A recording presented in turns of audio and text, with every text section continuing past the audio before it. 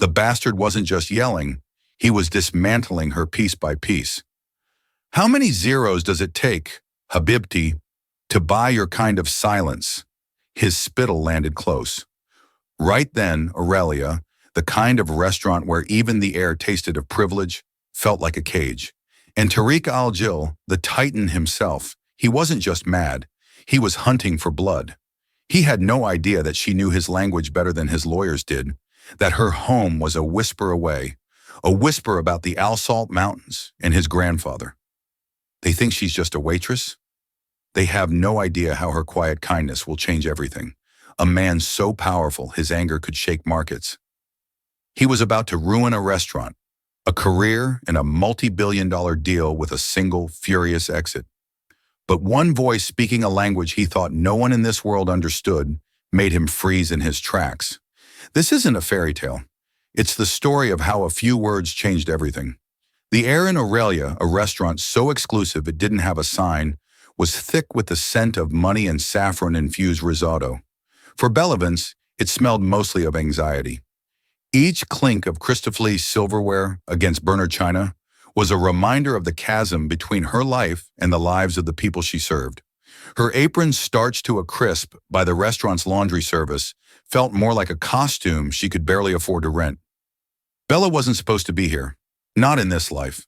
Her childhood was a tapestry of sun-drenched courtyards in Amman, the scent of cardamom coffee brewed by her diplomat father's friends, and the lyrical cadence of the Arabic language that was as much her mother tongue as English.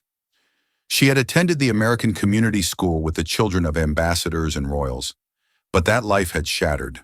A series of bad investments by her father, followed by his sudden passing, had left her and her mother with a mountain of debt and a collection of fading photographs.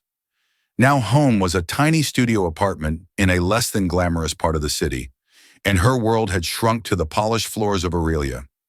Tonight the tension in the restaurant was wound particularly tight. It coiled around one table in the private alcove, table 7.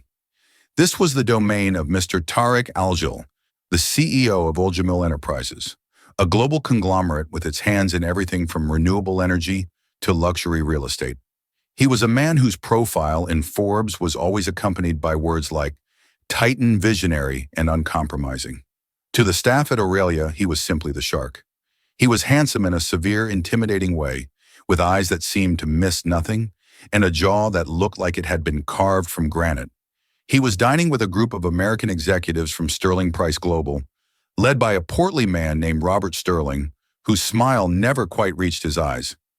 Bella, thanks to her impeccable service record and unnerving calm, had been assigned the table by the restaurant's manager, a perpetually sweating man named Mr. Henderson. Vance, Henderson had hissed, pulling her aside. Not a single mistake. Mr. Al-Jil's check could fund this restaurant for a month. Don't speak unless spoken to. Don't make eye contact for too long. Just be a ghost who pours water and delivers plates. For the first hour, Bella was exactly that. She moved with a practiced grace, refilling water glasses, placing dishes on the table with a silent precision that belied the frantic pounding in her chest. The conversation at the table was a low, guttural dance of negotiation. She didn't need to understand the specifics of the sovereign wealth fund or the logistics contract to feel the friction. Sterling and his team were all broad smiles and easy charm, while Tar Alj and his 2 aides were stone-faced, their occasional comments clipped and sharp. Tar barely acknowledged her existence. He waved a dismissive hand for more water, his focus entirely on a tablet in front of him, displaying complex charts and figures. Bella felt the familiar sting of invisibility. To these men, she was just part of the furniture, a functioning automaton. She remembered a time when she sat at tables like this, discussing philosophy and politics with her father's guests, her opinions valued. Now her only valued attribute was her ability to disappear. She was clearing the appetizer plates when she first heard it. One of Sterling's younger associates, trying to make a joke, butchered a simple Arabic greeting he had likely learned from a 5-minute internet video. As-salama. What's it called? He laughed awkwardly. Tariq al-Jil's eyes, cold and dark, lifted from his tablet for the first time. He didn't say a word, but a chill descended on the table. The young executive's face reened, and he fell silent. Bella's hand, holding a stack of porcelain plates, trembled slightly. It was a small thing, a clumsy attempt at rapport, but to her ears it was like nails on a chalkboard. It was the casual disrespect, the reduction of a rich, beautiful language to a party trick. She retreated to the kitchens, her heart heavy. It was more than just the bad Arabic. It was the whole scene, the arrogant men, the colossal sums of money being thrown around while she worried about making rent. The ghost of her past life mocking her from the other side of the dining room. She felt trapped, a silent observer in a world she once belonged to. She straightened her apron, took a deep breath to quell the rebellion in her soul, and prepared to return to the table. The main course was next, and the night was far from over. The main course arrived under silver cloches, a symphony of perfectly seared Wagyu beef and truffle-dusted potatoes. Bella served each guest with the fluid, impersonal motions Henderson demanded. But the atmosphere at Table 7 had soured. The forced pleasantries had evaporated, leaving behind the raw, abrasive edge of a deal on the verge of collapse. Robert Sterling, his face now flushed with wine, and frustration had dropped his pretense of charm. With all due respect, Tar Sterling said, his voice a little too loud. Our offer is more than generous. We're talking about a legacy project. Sterling Price is offering a turnkey solution. Tariq Alj leaned back, placing his fork and knife down with a quiet finality. He hadn't touched his steak. Your turnkey solution, Robert, involves subcontractors with questionable labor practices and a complete disregard for the environmental impact. It is not generous. It is insulting. Now let's not get carried away, Sterling chuckled, but it was a brittle sound. This is business. We can't let sentimentality get in the way of progress. Sentimentality. Tariq's voice was dangerously low. My father started this company with a promise to build, not to exploit. The land you want to develop is near Al Salt in Jordan. It is not just a plot on a map to me. Bella froze mid-pour, the bottle of sparkling water hovering over a glass. Also, she had spent a summer there as a teenager, hiking the hills, sketching the ancient Roman architecture, and listening to the stories of the local elders. The thought of a soulless corporation like Sterling Price tearing into that landscape sent a wave of nausea through her. Sterling, oblivious, pressed on. It's a barren patch of desert, for crying out loud. We'd be doing them a favor. Bringing jobs, infrastructure. He waved his hand dismissively. You have to be realistic. It's how the world works. That was the final fracture. The dismissal of his heritage, the condescension, the reduction of his father's legacy to a simple transaction. It was too much. Tar Alj's face became an unreadable mask of fury. He pushed his chair back the legs, scraping violently against the marble floor. The sound echoed in the hushed restaurant. This meeting is over, he declared. The words were not shouted, but they carried the force of a thunderclap. His two aides, silent until now, immediately stood up, gathering their papers. Henderson, who had been watching from across the room, skewered over his face, pale with panic. Is everything all right, Mr. Aljil? Is the steak not to your liking? We can have the chef prepare something else immediately. Tar looked right through him as if he were a pane of glass. His focus was entirely on Robert Sterling, who now looked stunned and bewildered. You come to my table, you insult my intelligence, you insult my family's legacy, and you insult an entire nation's heritage. You believe your money gives you the right to be ignorant. It does not. He turned to one of his aides and began speaking in rapid, furious Arabic. Bella, rooted to the spot, understood every single word. It was the crisp, educated dialect of the Alman elite, laced with anger. Tell the pilot to have the jet ready. We are leaving tonight. Cancel the hotel. I will not spend another minute in this city and draw up a counteroffer for the logistics contract to Sterling Price's biggest competitor. I want them ruined. The aide nodded, already tapping on his phone. Sterling stood up, sputtering, Now hold on, TK. This is a misunderstanding. But TK had already turned his back. He was striding towards the exit, a vortex of controlled rage. Henderson was babbling apologies, wringing his hands, a captain on a sinking ship. The entire restaurant was watching now, conversations dying in a ripple of shock. Bella watched the scene unfold, her heart hammering against her ribs. She saw the deal collapsing.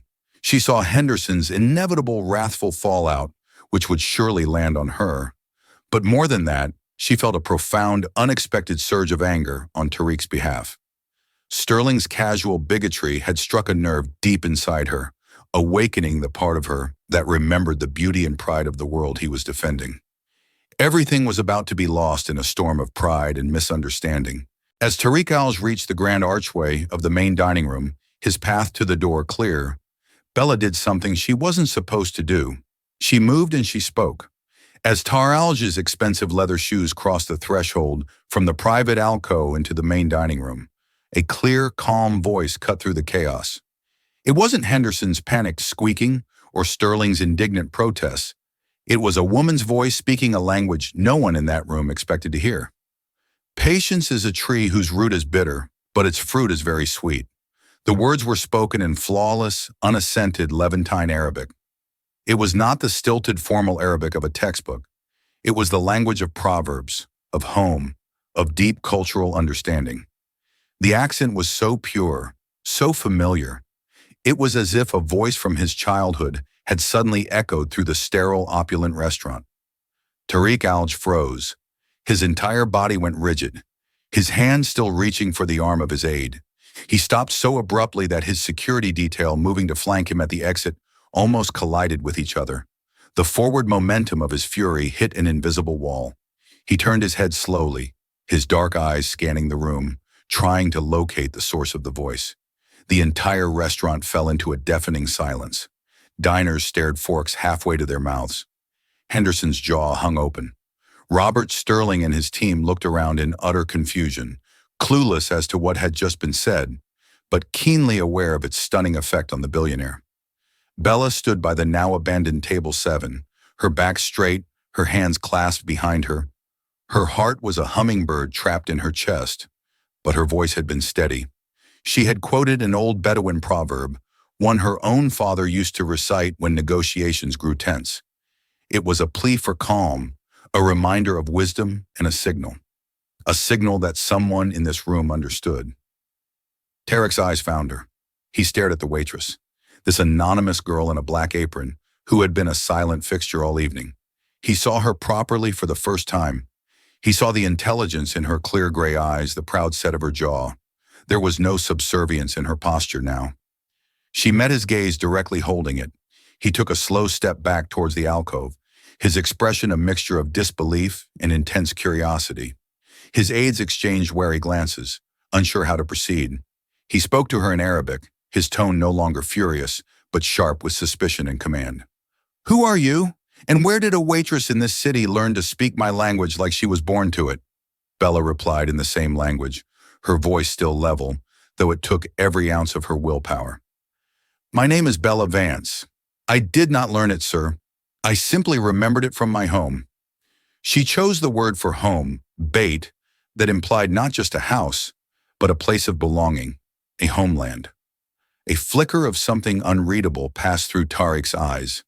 The anger was still there, but it was now overshadowed by a powerful, disarming intrigue. He had been surrounded all night by people who saw him as a walking bank account, who mangled his culture for their own gain. And now a waitress, a ghost, had spoken to the core of his identity with a single, perfectly chosen proverb. He glanced back at Sterling, whose face was a mask of bewilderment. He then looked at the fumbling, panicked Henderson. Finally, his gaze returned to Bella. In that moment, he seemed to make a decision that would alter the course of the entire evening and her entire life. He gestured curtly to his aides. "Wait for me in the car," he commanded in Arabic. Then, switching to a clipped, authoritative English that made everyone flinch, he addressed the room. To Sterling, he said, "Our discussion is not over, but it will not continue with you." To Henderson, he said, "Clear this alcove. I require privacy." And to Bella, he said with an intensity that made the air crackle, You are not going anywhere. Sit down. We need to talk." The silence that followed Tariq Alj's commands was absolute. His aides vanished without a word. Henderson jolted into action, practically shooed the bewildered Sterling Price team out of the alcove, his face a mess of apologies and confusion. He then stood hovering near the table, wringing his hands. "Sir, I assure you this waitress will be disciplined." Her behavior was completely out of line. Tar cut him off with a glacial stare. "Leave us," he said. "It wasn't a request." Henderson scurried away, casting a venomous look back at Bella. She stood alone in the alcove with the billionaire, the half-eaten plates of an abandoned multi-million-dollar dinner sitting between them like casualties of war. The adrenaline that had propelled her to speak was now fading, replaced by a cold, creeping dread. She had broken every rule. She would be fired. That was certain. "Sit," Tariq repeated, gesturing to the chair opposite him, the one Robert Sterling had just vacated. Hesitantly, Bella pulled out the plush velvet chair and sat her apron, feeling utterly ridiculous. She was hyper-aware of her worn, sensible shoes against the plush Persian rug. She folded her hands in her lap, waiting for the axe to fall. Tar sat as well, leaning forward, his forearms resting on the table. He studied her, his eyes intense and analytical, as if she were a complex equation he was determined to solve. "Balance," he said, testing the name on his tongue. "You said you remembered the language from your home. Explain." Taking a steadying breath, Bella told him. She spoke of her father, a cultural attaché with the State Department, of her childhood in Amman, of the friends she'd made, the food she'd eaten, the language that had been the soundtrack to her formative years. She didn't embellish or plead for sympathy. She simply stated the facts of a life that felt like it belonged to someone else. As she spoke, she saw a subtle shift in his demeanor. The hard corporate shell seemed to crack just a little. He knew the places she mentioned, the specific dialect. She used the cultural nuances she instinctively understood. "You knew my country better than the men who want to build in it," he said.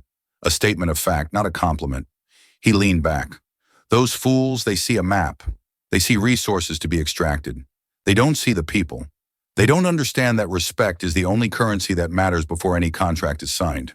He paused, his gaze fixed on her. "What you did was impulsive. It was a breach of your protocol. Your manager wants you fired." Bella's stomach clenched. "I understand," but he continued, holding up a hand. "It was also the most intelligent thing that has happened in this room all night. You didn't just speak a language, Miss Vance. You understood the moment. You understood what needed to be said." He fell silent for a long moment, a plan clearly forming behind his eyes. Bella's mind raced. What did he want? An apology? An explanation? What he said next shattered her reality. "This deal with Sterling Price is not dead," he began, his voice dropping into a conspiratorial, businesslike tone. "It is merely stalled.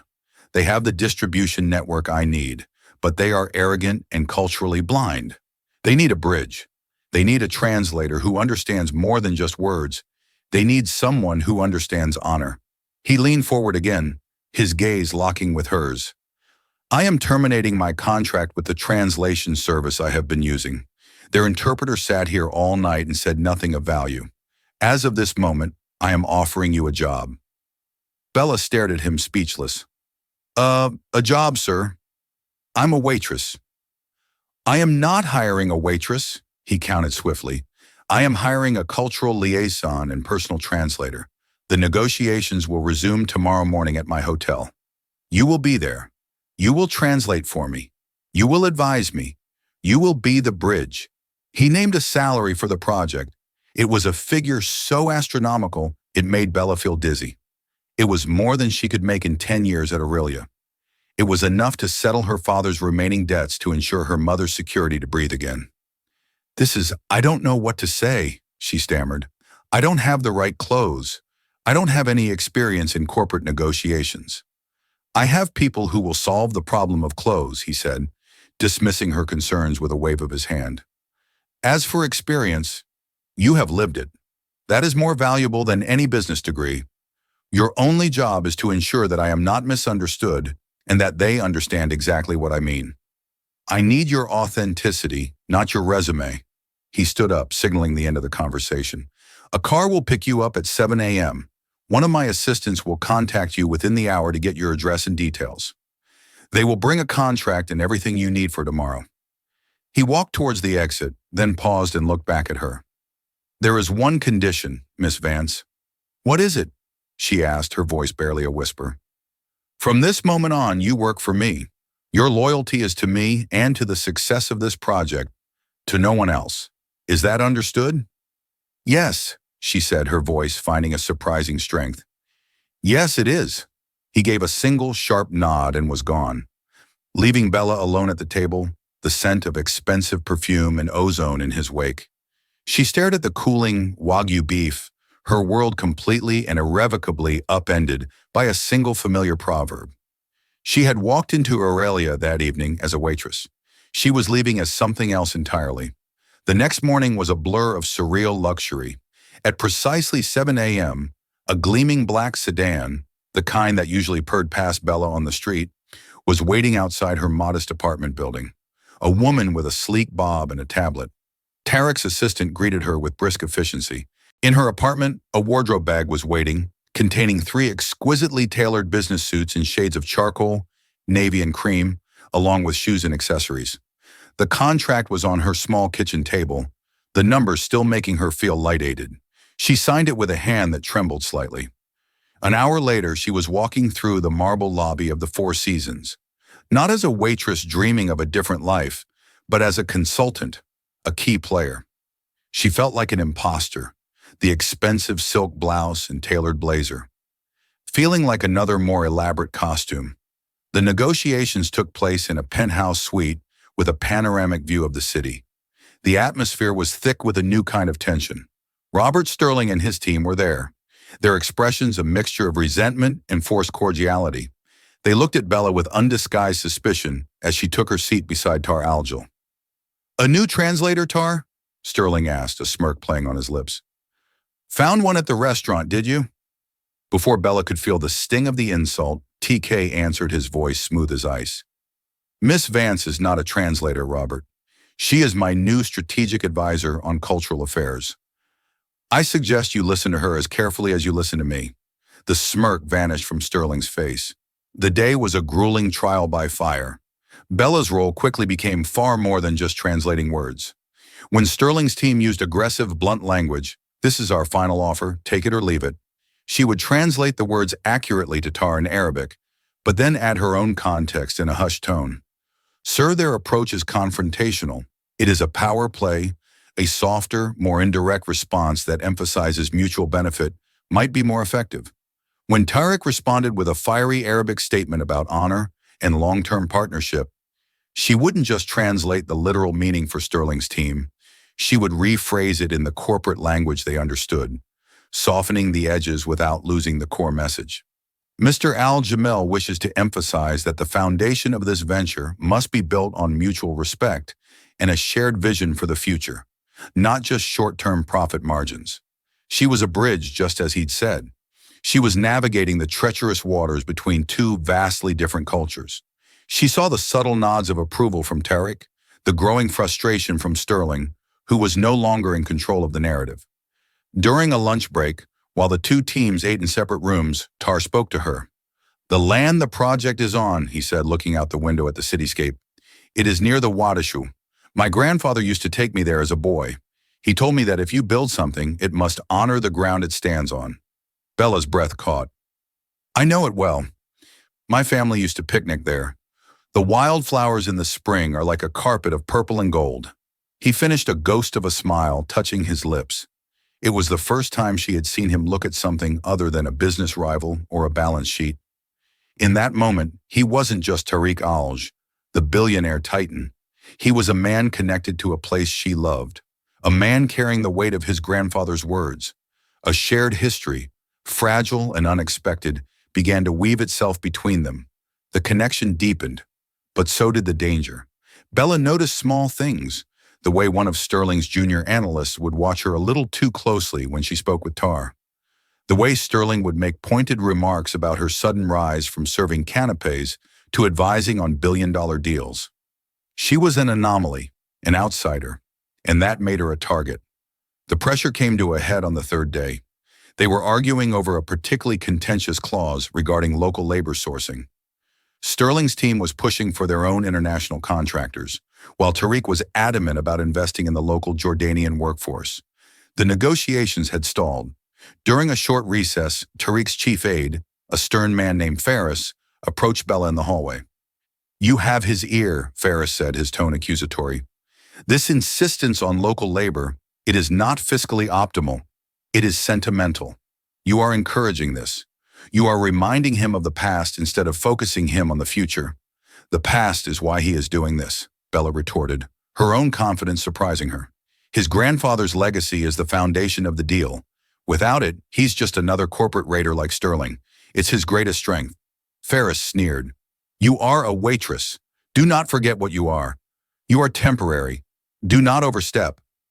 The warning sent a shiver down her spine. She wasn't just fighting the American team anymore. There were politics and jealousies within Tariq's own camp. She was in a gilded cage surrounded by luxury, but also by resentment. She had earned Tariq's trust, but in doing so, she had made enemies who saw her as a threat, an unwelcome influence on their powerful boss. And she was about to find out just how far they would go to remove her. They had made a breakthrough on the fourth day. The air in the penthouse, once thick with intractable hostility, had finally cleared. Bella's compromise, the joint venture training program, was more than a clever negotiation tactic. It was a bridge built of empathy, a solution that honored both Tariq's heritage and Sterling's pragmatism. As the day concluded, Tar had looked at her not with the calculating gaze of an employer, but with unvarnished admiration. You see the whole board, Bella, he'd said quietly as they packed their briefcases. Not just the next move. The words had warmed her more than any monetary bonus could. For the first time since her father's passing, she felt seen, not for what she had lost, but for who she was. That evening, back in the silent opulence of her hotel suite, she felt a sense of peace that had long been a stranger. She was no longer an imposter wearing a costume. The tailored blazer felt like her own skin. The complex legal documents on the table felt like her native language.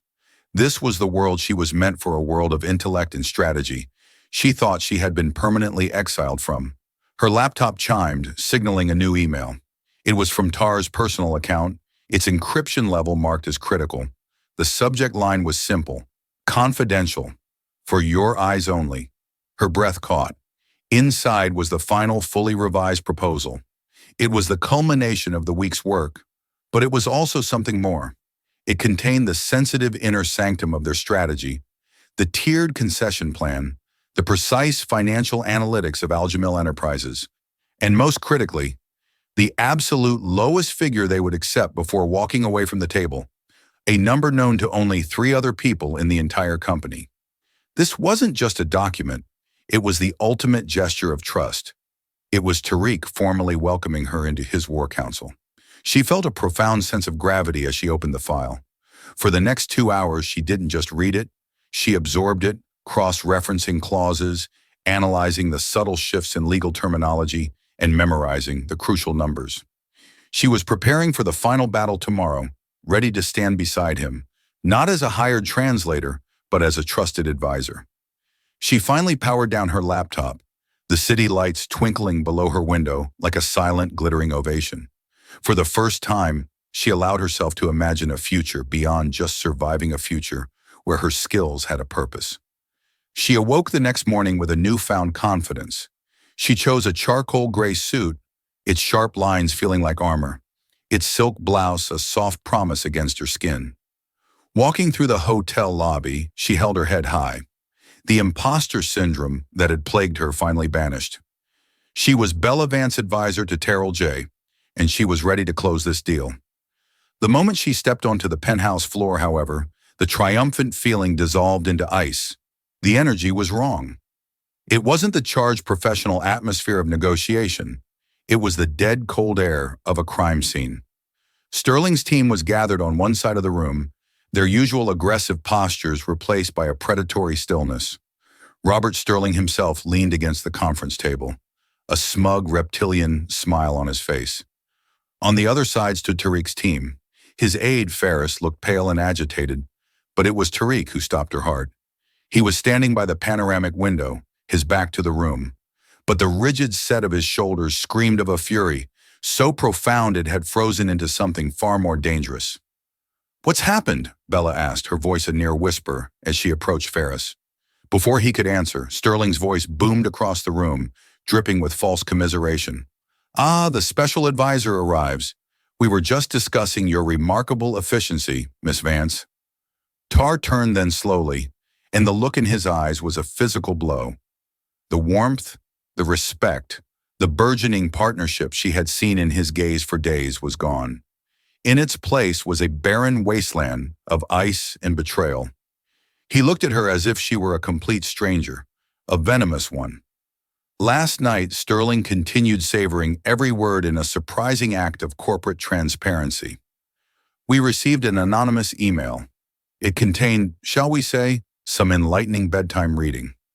He theatrically tapped a tablet on the table, turning the screen for all to see. Bella's world tilted. Displayed on the screen in perfect detail was the confidential proposal. Her proposal, the one sent to her, and only her just hours before. Every strategy, every concession, every last decimal point of your bottom line. Sterling purred, his eyes glinting. It seems the price of loyalty isn't what it used to be. The deal we discussed yesterday is, of course, null and void. We'll be presenting a new offer shortly, one that reflects this new information. The sabotage was absolute. It was a kill shot aimed at the heart of their entire position. Tariq's voice, when he finally spoke, was a low growl that vibrated through the floor. He addressed Ferris, but his eyes never left Bella. How many people had access to that file, Ferris? A picture of distress wrung his hands. Only the most senior board members, sir. Your trusted circle. And he let his voice trail off, casting a sorrowful, damning glance at Bella. Miss Vance, of course. You authorized her access last night. The implication hung in the air thick and suffocating. A waitress from a downtown bistro, one of Sterling's executives, scoffed, shaking his head as if in pity.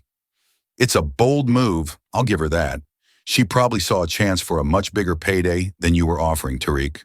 A retirement fund in a single keystroke. She has no history with the company, no long-term loyalty, Ferris added his voice, a carefully crafted tool of reason and poison.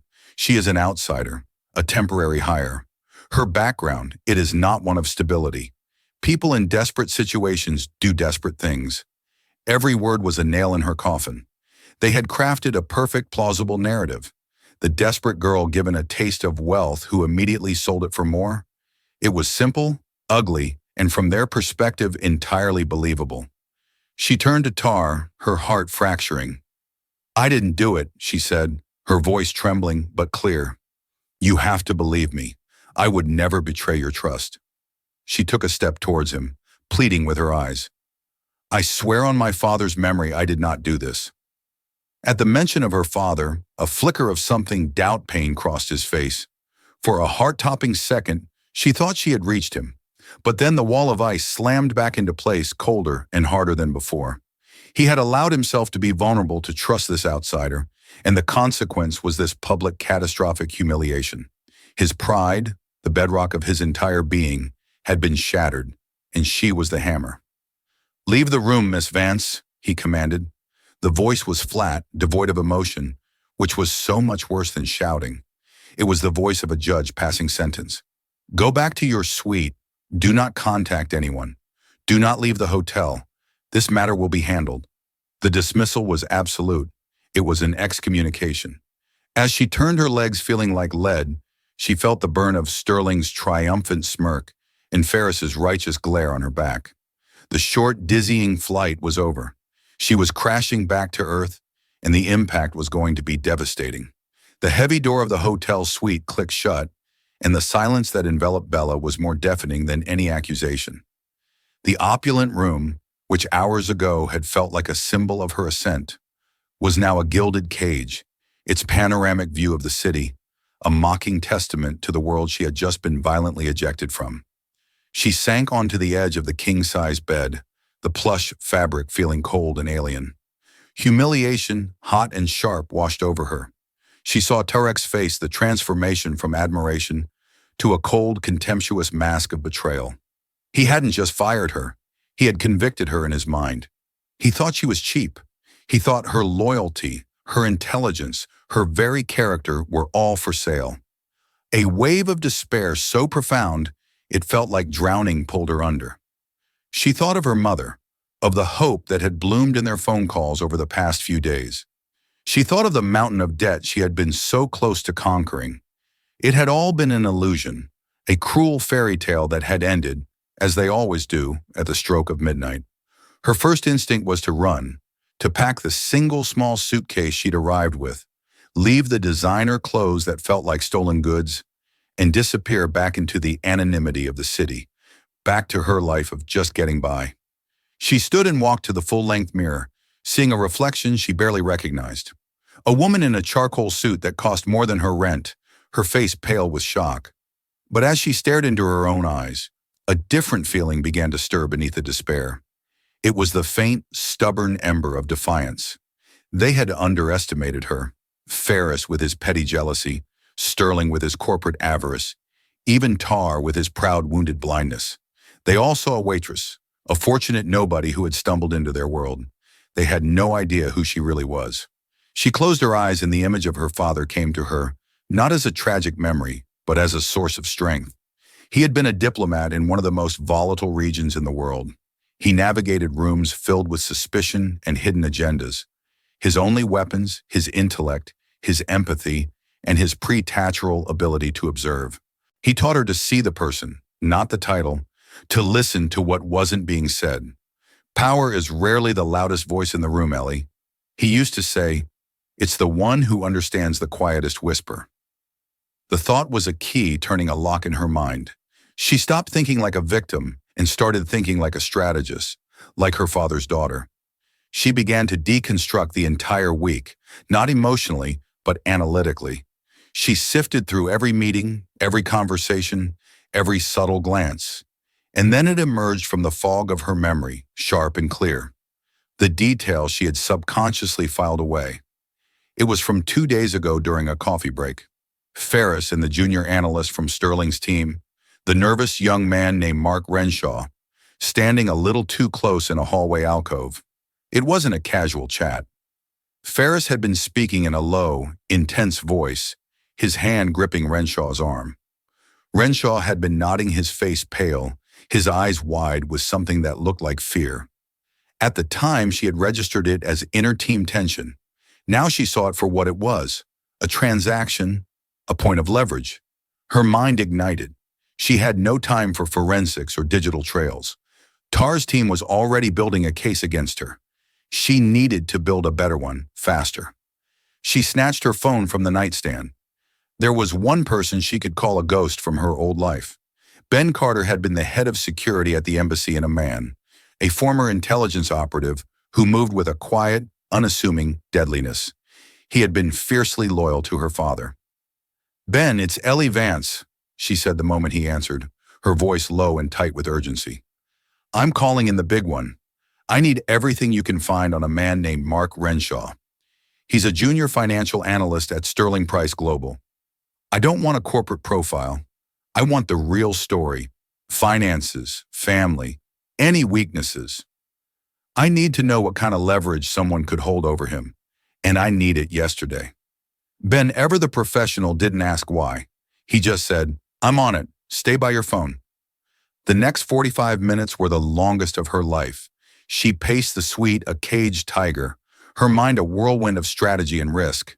She knew she had only one shot to fix this. If she failed, she wouldn't just be fired.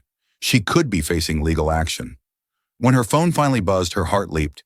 It was an encrypted text from Ben. The information was concise. Mark Renshaw, 28, clean record, but with one massive vulnerability. His widowed mother had recently been diagnosed with a rare, aggressive form of cancer. Local treatment had failed. Her only hope was an experimental therapy at a private clinic in Geneva. The cost was astronomical. The text concluded with the kill shot. Clinic records show an initial anonymous wire transfer of $250,000 was received 2 days ago. Source account is untraceable, routed through 3 shell corporations. There it was. Not just greed, desperation. Ferris hadn't bought Renshaw. He had trapped him. Now for the endgame. She couldn't just present this evidence. It was compelling, but not definitive. She needed a confession. She needed to detonate the truth in the middle of the penthouse suite. Taking a deep breath, she composed a text message to Tariq. Her fingers hovered over the screen, aware that everything depended on these few words. I can prove my innocence and expose the real traitor, she wrote. But you have to trust me one last time. Get both teams back in the penthouse in 1 hour. Tell them you are ready to accept their new terms and concede. It is vital they believe they have won. She hit send, her heart pounding.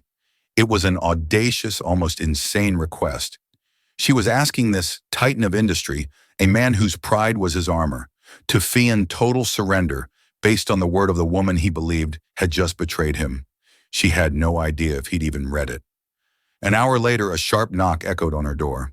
A stoic security guard stood in the hall. Mr. Al-Jamil requests your presence.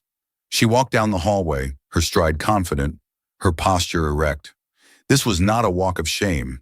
It was a march to battle. When she entered the suite, the atmosphere was thick with Sterling's smug victory. He and his team were laughing, pouring themselves drinks from the bar.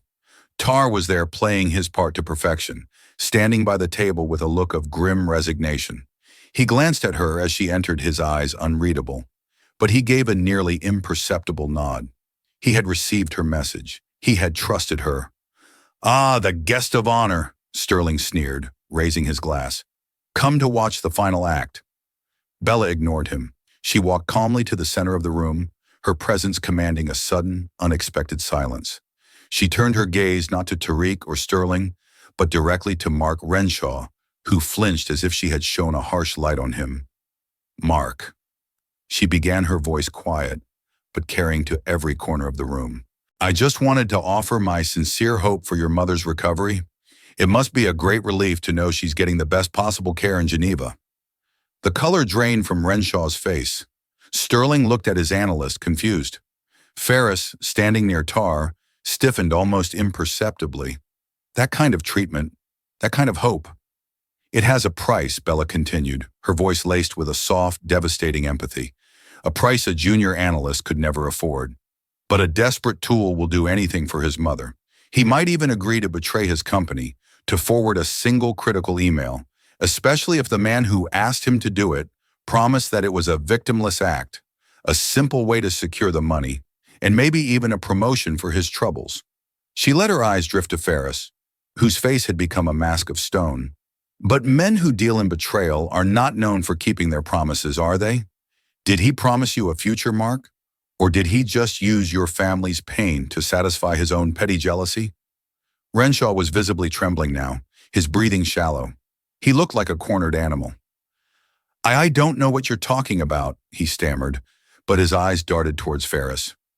This is an outrageous performance, Ferris boomed, stepping forward.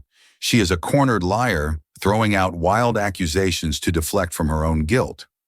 It was then that Tar finally moved. He picked up his phone from the table, his movement slow and deliberate. Is it a wild accusation, Ferris? He asked, his voice lethally calm. Because it is a strange coincidence. My security team has spent the last hour reviewing the hotel's high-definition surveillance footage. It's amazing what they can enhance these days. They found a very clear video from the hallway 2 nights ago. It shows you handing a small USB drive to Mr. Renshaw. It was a masterful bluff, a shot in the dark delivered with the certainty of a sniper, and it found its mark. Renshaw broke completely. A strangled small fourth escaped his lips. He made me, he screamed, pointing a shaking finger at a stunned Fries. He told me no one would get hurt. He said Mr. Alge had endless money and that this would guarantee my mother's treatment. He said he would ruin me if I didn't. The confession hung in the air, shattering the smug victory of Sterling's team. Tariq's security was in the room in an instant, flanking a pale, speechless Faris and a weeping Renshaw. They were escorted out without another word. In the stunned silence that followed, Robert Sterling stared at the empty space where his leverage used to be. Tar walked over to Bella, his eyes, now clear of all ice, filled instead with a profound, humbling regret. The greatest fool in this room was me. He said, his voice low and meant only for her. I allowed my pride to be a weapon used against me, against you. That is an error in judgment. I will not repeat. Your loyalty, it is worth more than this entire deal. Forgive me. Looking into his eyes, she saw not a billionaire, but a man humbled by the truth. We were both betrayed, she said softly. Now let's make sure it wasn't for nothing. He gave her a grateful nod, a silent pact of a new, unbreakable alliance. Then he turned to the shell-shocked Robert Sterling. His voice rang out, filled with the calm, absolute authority he had held in reserve. "Now, Robert," he said, "the price of loyalty, it seems, is quite high after all, and you are about to pay it. We will be signing the original contract. My advisor, Miss Vance, will show you where to sign."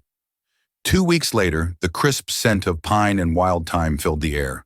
Bella stood on a ridge overlooking the rolling hills of Alsalt, the late afternoon sun, casting a golden glow over the landscape of her childhood. She wore comfortable boots and linen trousers, not a waitress uniform or a power suit. Tar came to stand beside her, handing her a small glass of hot, sweet tea from a thermos. He had not only paid her a sum that had erased her family's past and secured their future, but had also created a new division within his empire, the Al Jamil Heritage Foundation. He had asked her to be its first director. Her job was to ensure that every project they built not only respected the land, but actively enriched the culture and its people. This project near her beloved Wadi Shwaibi was her first. "You are not just an advisor anymore," he said, his gaze on the horizon. "You are a builder." "I'm home," she replied, her voice filled with a quiet, profound joy. She had been a ghost in a restaurant, a stranger in a boardroom, but here, under the vast Jordanian sky, she was simply Bella. She had faced down betrayal and found her purpose not in a language, but in her own unwavering voice. The furious billionaire had been stopped in his tracks by her words, but in the silence that followed, they had begun to build a new world together. And so Bella's story is a powerful reminder that our true worth is never defined by our job title or our circumstances. It's defined by who we are, the skills we nurture in silence, and the courage to speak up when it matters most. She went from being invisible to being invaluable, all because she dared to use her unique voice. Her journey with Tariq was just beginning, a partnership forged in fire and built on a foundation of mutual respect that would go on to build more than just projects, but a better future. If this story moved you, please don't keep it to yourself. Hit that like button, share it with someone who needs to be reminded of their own hidden strengths, and subscribe for more stories that uncover the extraordinary in the ordinary. What hidden talent do you have? Let us know in the comments below.